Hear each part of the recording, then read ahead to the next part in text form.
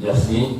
Donc on va maintenant présenter, chaque mouvement va présenter un peu un approfondissement sur les différentes questions, et pour le rare, je vais essayer de développer et s'expliquer pourquoi ce terme d'antisémitisme et de tous les racismes, et pourquoi d'abord mettre en avant la question de l'antisémitisme. Alors, je crois que si on écoute, vous avez écouté les différentes interventions, les trois mouvements, il y a des différences, mais les trois mouvements sont partis du constat que la gauche ne faisait pas ce qu'il fallait par rapport à l'antisémitisme, mais sont partis du constat du déni de l'antisémitisme. Ça a été tout à fait expliqué. Frédéric a donné, par exemple, les étapes de ce déni avec les différents événements qui ont marqué malheureusement l'histoire de l'antisémitisme ces dernières années. Ce déni, pour une partie de la gauche, s'est poursuivi après le 7 octobre, sur la dimension antisémite, pourtant évidente pour nous, du 7 octobre, qui a été nié par un certain nombre de mouvements de gauche.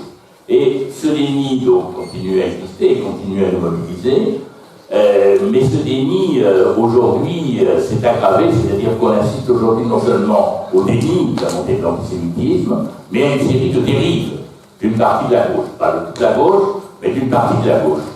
Je vais en citer quelques-unes, parce qu'il y en a beaucoup. Dans ces dérives, quand un responsable de la gauche considère que ce sont ses propres compatriotes qui ont mis Jésus sur la croix, c'est-à-dire que les Juifs ont tué le Christ, il reprend un des plus vieux thèmes, le plus vieux thème antisémite, celui qui a peut-être fait le plus de dégâts.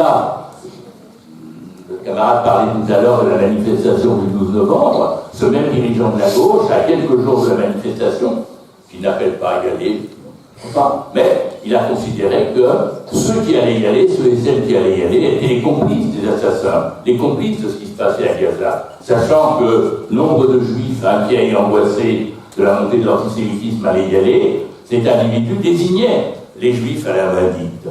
Et pourtant, le 12 novembre, ça a été très bien dit, il ne fallait pas laisser la rue à l'extrême droite, et de ce point de vue-là, les camarades de Golem, je crois, ont eu raison de faire ce qu'ils ont fait, c'est-à-dire qu'ils ont essayé de virer le Front National, parce que, bon, même s'ils n'ont pas réussi, mais c'était pour dire au Front National, au Rassemblement National, excusez-moi, c'est question d'âge, c'était pour dire au Rassemblement National, vous êtes des fascistes, vous êtes des antisémites, vous n'avez pas votre place dans ce cortège. Et je crois que ça, bon, moi je suis tout à fait de mon âge pour faire ça, mais je crois que ça c'était une très très bonne idée de la part des camarades de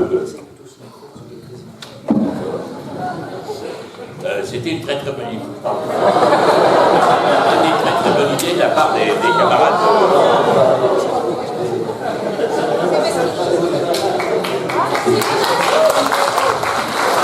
C'était une très très bonne idée de la part des camarades de Golem.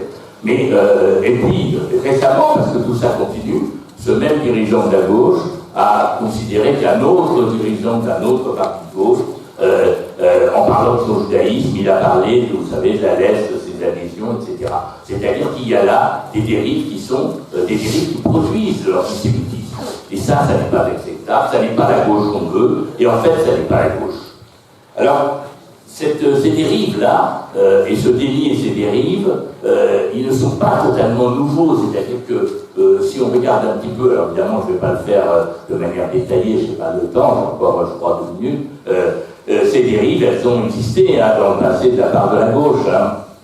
Pensons à l'affaire Dreyfus, pensons à la Seconde Guerre mondiale où en 1943-44 les journaux de la résistance parlent de déportation uniquement pour le service du travail obligatoire, alors que des millions de juifs et juifs sont déportés pour être assassinés. Puis bien sûr, à la période stalinienne, avec l'inauguration de l'expression sioniste, qui en fait recouvrait évidemment la dénonciation des juifs.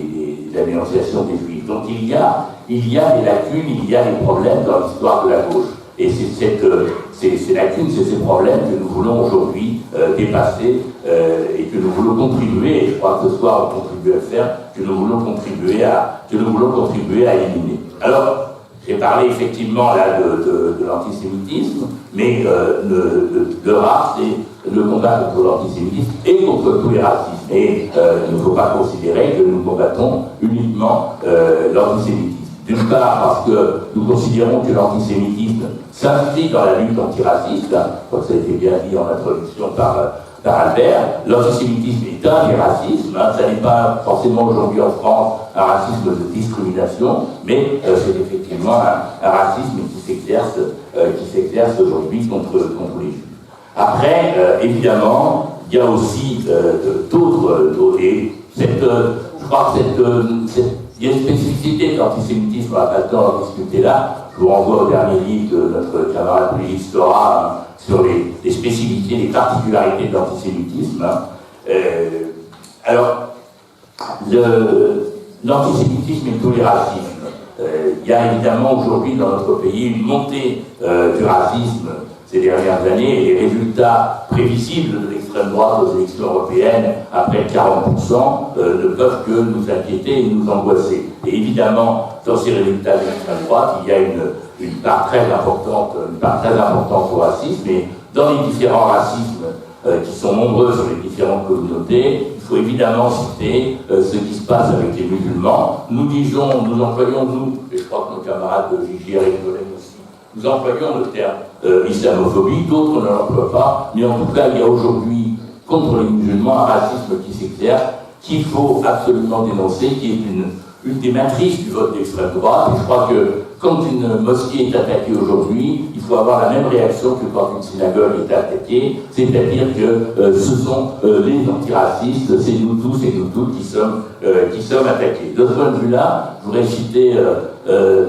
citer une de, comment dirais-je, de nos sympathisants, si on peut, qui a poursuivi un peu les mêmes combats que nous, Anna Assouline, avec les guerrières de la paix.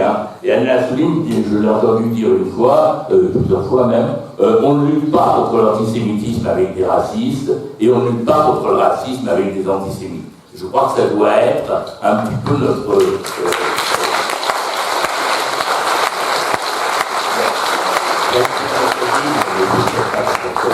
le terme pour tout le monde, mais ça doit être un petit peu notre ligne d'action. Bon, je termine, je crois que je risque d'être un petit peu long, et après c'est Martine. Juste une anecdote, c'est pas une anecdote, c'est un moment historique. En 1899, après la fin de l'affaire Dreyfus, il y a une grande manifestation de gauche, une grande manifestation républicaine, et à un moment donné, la manifestation se met à scander « Vive Dreyfus ». Mais je crois que ce que nous devons, l'effort que nous avons à faire, c'est que toute la gauche reprenne cette tradition-là et que toute la gauche se mette à scander ensemble le Vive Dreyfus d'aujourd'hui.